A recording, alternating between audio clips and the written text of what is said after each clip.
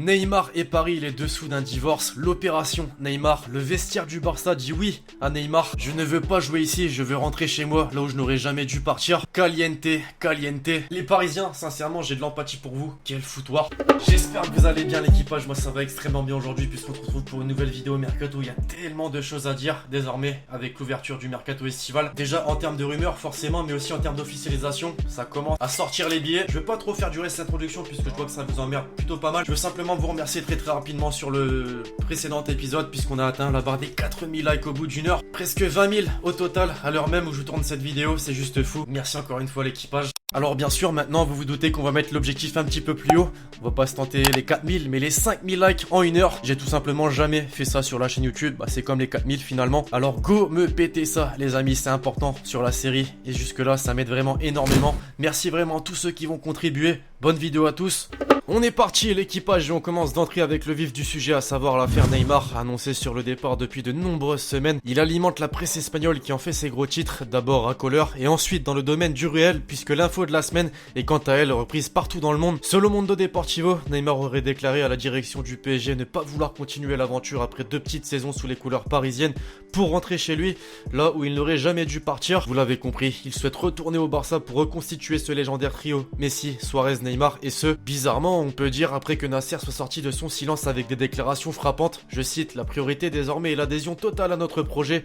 En ce qui concerne Neymar, personne ne l'a obligé à signer ici, personne ne l'a poussé. Il est venu en toute connaissance de cause pour s'inscrire dans un projet. Plusieurs possibilités sont donc mises en avant pour la réalisation d'un transfert au Barça. La première serait que le club catalan aligne 100 millions d'euros plus 3 joueurs dans l'opération, Ousmane Dembélé, Samuel Umtiti et Ivan Rakitic. La seconde serait de faire baisser ce prix et d'inclure Antoine Griezmann qui aurait déjà signé avec le club espagnol. Alors laquelle choisir puisqu'il faudra vite trouver un terrain d'entente, car l'autre information qui circule nous vient de Marca qui de son côté estime que les dirigeants parisiens privilégient le Real Madrid en vue d'un départ de son joueur brésilien, en particulier Leonardo, désormais sur le retour, qui a pour objectif de faire venir un milieu défensif de classe mondiale. Le probable deal à l'idée serait d'inclure Casemiro dans l'opération qui arrangerait un petit peu tout le monde, le PSG d'abord et le Real qui ouvrirait la porte à Pogba. Les Parisiens, vous pouvez le dire, c'est un peu le foutoir, mais une question tout de même, que choisiriez-vous dans tout ce qu'on a pu évoquer jusque là? Alors même si le premier feuilleton cité est encore loin de prendre fin, un autre commence à voir le bout et ça vous concerne encore les Parisiens décidément. D'après la presse italienne, Adrien Rabiot serait tout proche de s'engager avec la Juventus puisqu'il aurait trouvé un accord pour un contrat de 5 ans assorti d'un salaire de 7 millions d'euros annuel, suivi d'une prime à la signature de 10 millions d'euros. Une information qui a d'abord fait surface en Espagne et en particulier dans l'émission El Chiringuito, ensuite en France et enfin en Italie. Après plus de 6 mois de cauchemar, a-t-il pris la bonne décision d'après vous? En Angleterre, désormais la team, le champion de Premier League, continue de faire les gros titres puisqu'après la rumeur Joao Félix qui devrait finalement se diriger en Espagne, plus particulièrement du côté de l'Atlético Madrid, c'est Kalidou Koulibaly qui est mis en avant. La presse italienne en sait même un peu plus puisque selon la Gazzetta dello Sport, Manchester City serait prêt à mettre 100 millions d'euros sur la table pour le défenseur central sénégalais, une somme selon le quotidien transalpin qui pourrait faire réfléchir les dirigeants du club italien et qui permettrait de financer l'opération Rames Rodriguez, tout proche des retrouvailles avec son ancien coach Carlo Ancelotti. Affaire à suivre comme celle menant à Rodri, puisque c'est également la rumeur qui circule dans la presse madrilène ces derniers jours. Selon AS et Marca, le jeune milieu de terrain espagnol de l'Atlético Madrid aurait fait part à ses dirigeants ses envies de départ. Lui qui a été recruté l'été dernier à Villarreal contre une somme de 25 millions d'euros pourrait rejoindre Manchester City contre une somme de 70 millions d'euros, soit le montant de sa clause libératoire. Décidément c'est bien l'année des reconstructions. Côté officialisation, désormais l'équipe, on reste en Angleterre mais on se dirige du côté de West Ham qui a officialisé ces derniers jours l'arrivée de Pablo Fornals qui quitte Villarreal contre une somme de 27 millions d'euros. Le milieu international espagnol de 23 ans a signé un contrat de 5 ans avec les Hammers. En Allemagne désormais, Mats Hummels fait son grand retour du côté du Borussia Dortmund. Les amis, il faudra m'expliquer comment est-ce que les supporters du Borussia et du Bayern ensuite ont pu réagir au cours de sa carrière, puisque faut savoir que la seule fois où il a quitté le Bayern c'était pour le Borussia, la seule fois où il a quitté le Borussia c'était pour le Bayern. Du grand n'importe quoi, une chose est sûre, ce transfert est bel et bien officiel puisque le défenseur international allemand de 30 ans a signé un contrat jusqu'en juin 2022 contre un montant de transfert de 38 millions d'euros